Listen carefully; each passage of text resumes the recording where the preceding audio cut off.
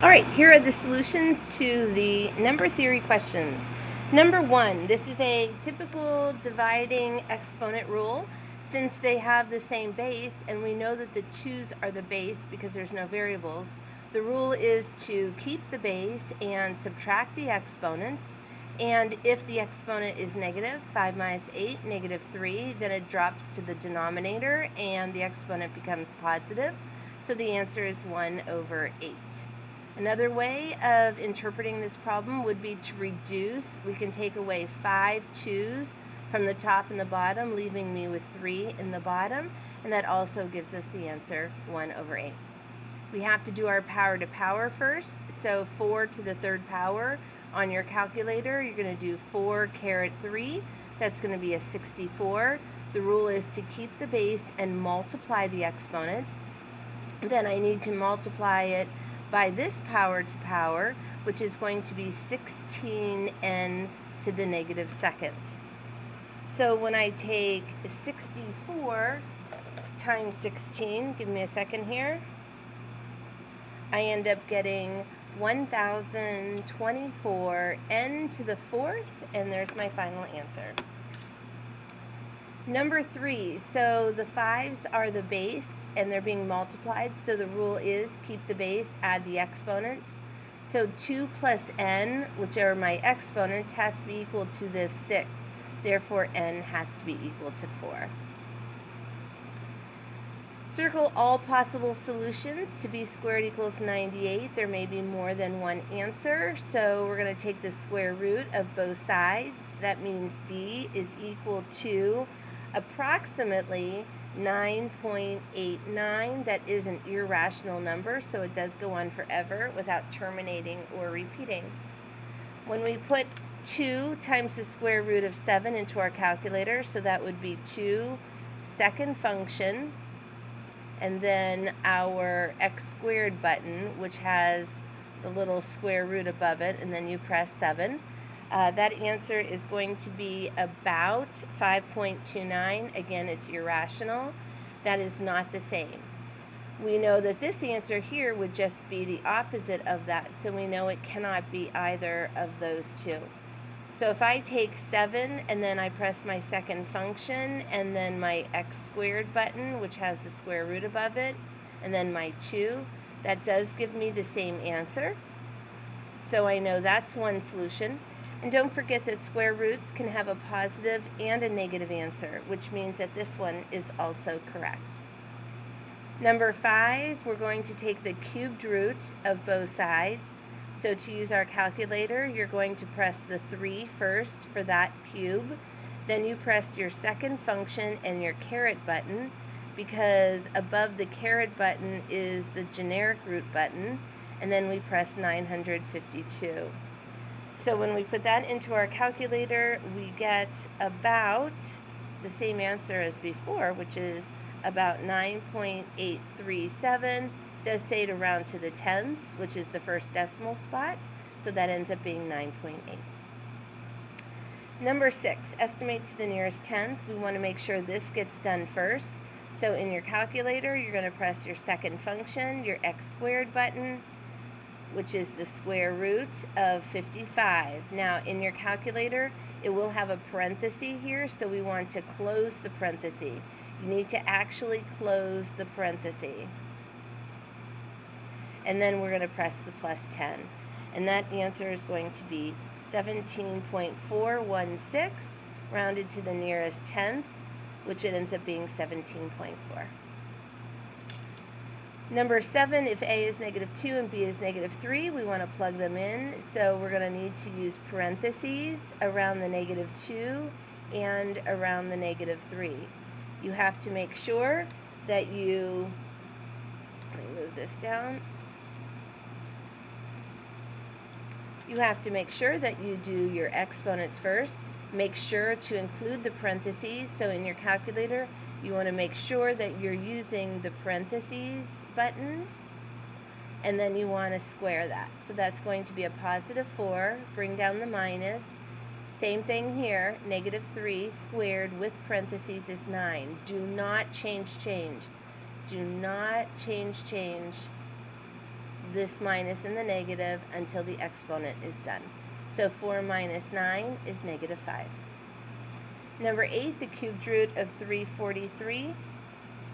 So again, you're going to press your 3 second function and then, your caret button, because above it is the generic root. And then you're going to press 343 and enter.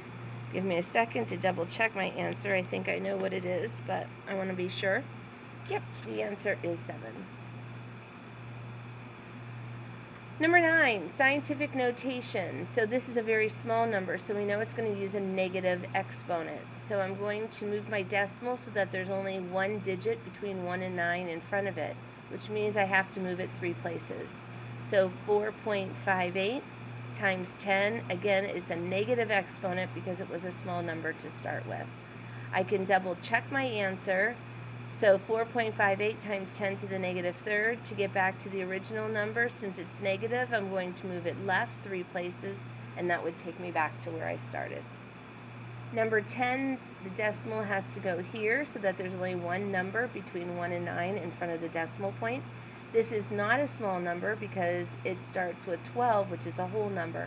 If it starts with a whole number, then it's going to use a positive exponent. So 1.2001, I moved it 1 place, so times 10 to the first. Again, double check it. If it's a positive exponent, you move your decimal 1 place right, and that would take me back to my answer. So about how many times larger is A than B? So we're taking 4.9 times 10 to the 8th, and we're dividing it by 2.3 times 10 to the 5th. If you like to use your scientific notation button, you're going to press 4.9, then you're going to press your second function button, and you're going to press the EE button, which is above the x to the negative 1. And then all you have to do, this means enter exponent, so you just press the 8. Divided by 2.3, second function, and then you want to find that EE button.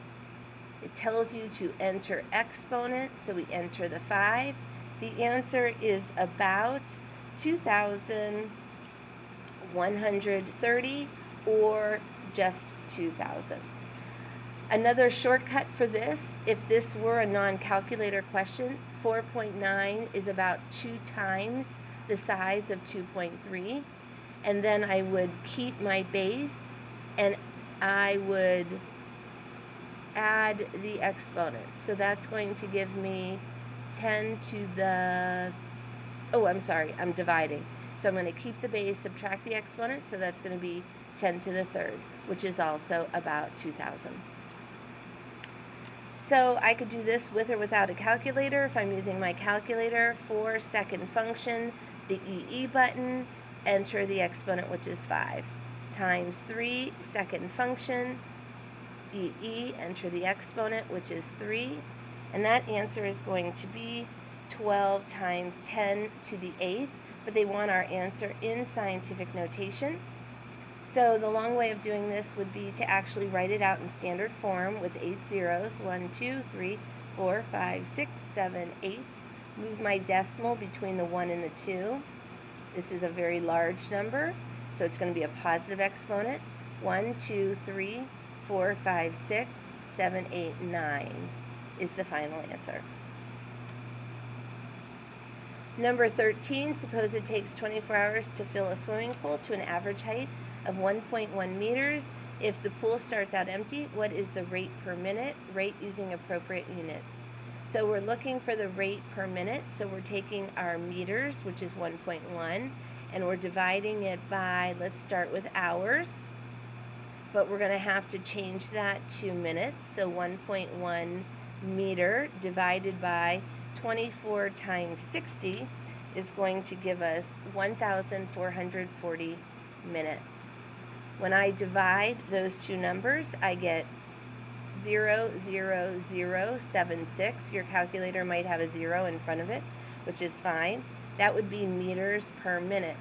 But this is not an appropriate unit, because if somebody said, oh, it fills 0.00076 meters per minute, we can actually simplify that more.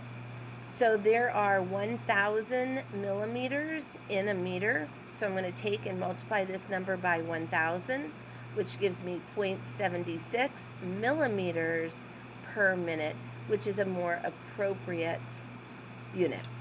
Which of these is irrational? Well, this terminates, comes to an end, so it is not irrational. That one is a rational number. The answer to this is 4. That terminates, so that is also a rational number. This is a fraction. All fractions are rational numbers. And this one is a non-perfect root, goes on forever without repeating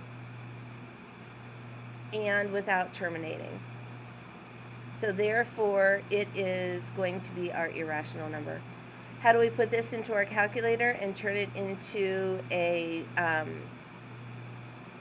rational number? It means we have to turn it into a fraction. So if this is our calculator screen, you're going to enter 0.27, 27, 27, 27, 27, 27, so that it goes off the screen a few times. Second function, f to d, and that will give us our final answer of 3/11. What whole number is closest to the value of the square root of 83? So second function, and then you press your x squared button, which is, and then 83. It's going to give you a number 9 point something, so it's closest to 9. I think it was 9.1. Evaluate, so you're going to do 13 divided by, you're going to need to put all of this in parentheses. So 2, second function, x squared, which is the square root of 6, close the parenthesis, and then close that parenthesis. So you actually have 2 parentheses here. One parenthesis grouping the denominator together, and another one closing the square root. Enter, and you get 2.6536, and it goes on forever, rounded to the hundredths, 2.65.